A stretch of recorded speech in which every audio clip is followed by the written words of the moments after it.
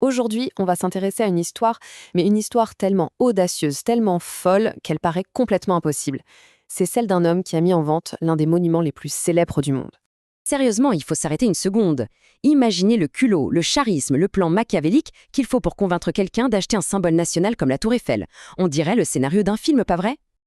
Eh bien, ce n'est pas un film.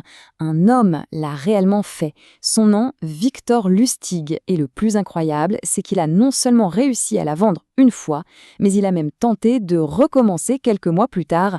Alors, on va plonger au cœur de cette vente impossible. Pour comprendre comment une arnaque aussi monumentale a pu être mise sur pied, il faut d'abord se pencher sur le génie criminel qui se cache derrière. Mais oui, avant même de parler de la tour, la vraie question c'est: qui était cet homme? Qui était Victor Lustig? D'où venait-il et comment est-il devenu l'un des plus grands manipulateurs de l'histoire? Sa vie, c'est un véritable roman noir. Né en 1890 dans l'Empire austro-hongrois, Lustig a fait ses premières armes sur les paquebots de luxe. Un terrain de jeu parfait, plein de gens riches et, disons, un peu crédules. Son parcours est juste dingue, des salons parisiens des années folles jusqu'aux cellules de la prison d'Alcatraz. Toute sa vie a été consacrée à l'art de l'escroquerie. Il faut dire que dès son plus jeune âge, Lustig avait des dons assez exceptionnels. Il était incroyablement intelligent, charmant, et comme il parlait plusieurs langues, toutes les portes de la haute société lui étaient ouvertes. Mais voilà, au lieu de choisir une carrière honnête, il a préféré utiliser ses talents pour tromper son monde. L'une de ses premières arnaques célèbres montre déjà toute sa méthode. C'est un peu comme si on ouvrait son manuel de l'escroc personnel et on y découvre sa compréhension redoutable de la psychologie humaine. Alors voilà le tour, il présentait cette petite boîte magique à des investisseurs. La machine semblait imprimer de l'argent, mais en fait, Lustig y avait simplement caché 2 vrais billets qu'elle éjectait tout doucement. Une fois que la victime était convaincue, éblouie, elle payait une fortune pour la machine. Et bien sûr, une fois l'argent empoché, Lustig, il disparaissait dans la nature. Le plus fascinant là-dedans, c'est le ressort psychologique qu'il utilise. Lustig ne vendait pas une machine. Il vendait un rêve, le rêve de la richesse facile. Il avait compris que ce désir est si puissant qu'il peut rendre n'importe qui complètement aveugle. Et ça, c'était la clé de toutes ces arnaques. Bon, revenons maintenant à son chef-d'œuvre. On est à Paris, en 1925. Les journaux de l'époque se plaignent que l'entretien de la Tour Eiffel coûte une fortune. Et certains suggèrent même qu'on pourrait la démonter. En lisant ça, Lustig est une idée complètement folle, mais absolument géniale. Son plan est d'une simplicité désarmante, vraiment. Il se déroule en 5 étapes. D'abord, il fabrique de faux documents officiels avec l'entête du gouvernement. Ensuite, il repère les plus gros ferrailleurs de Paris et les invite à une réunion top secrète dans un hôtel de luxe. Là, il se fait passer pour un haut fonctionnaire et leur annonce l'impensable. L'État a décidé, en tout petit comité, de vendre la tour à la ferraille. Et c'est là que le coup de génie arrive. Lustig identifie le ferrailleur le plus crédule du lot et lui demande un petit pot de vin pour s'assurer de remporter le contrat. Une fois l'argent en poche, il s'enfuit.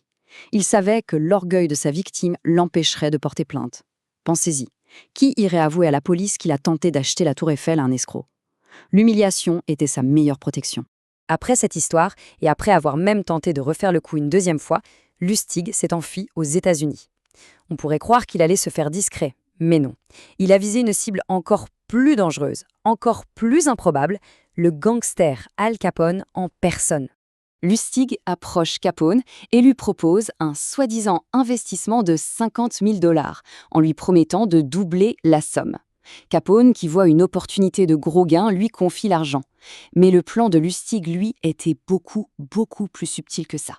Lustig prend les 50 000 $ et il ne fait rien. Il les met juste dans un coffre-fort pendant 2 mois. Ensuite, il retourne voir Capone, l'air déçu, il lui annonce que l'affaire a échoué et il lui rend l'intégralité de la somme. Capone n'en revient pas.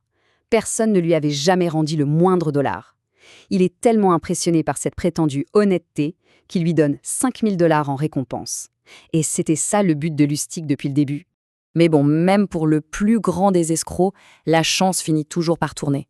Après des décennies de succès, le système que Lustig avait perfectionné allait finalement le rattraper.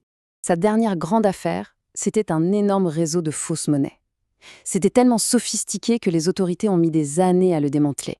Mais ils ont fini par y arriver. Lustig a été arrêté, jugé et envoyé à Alcatraz.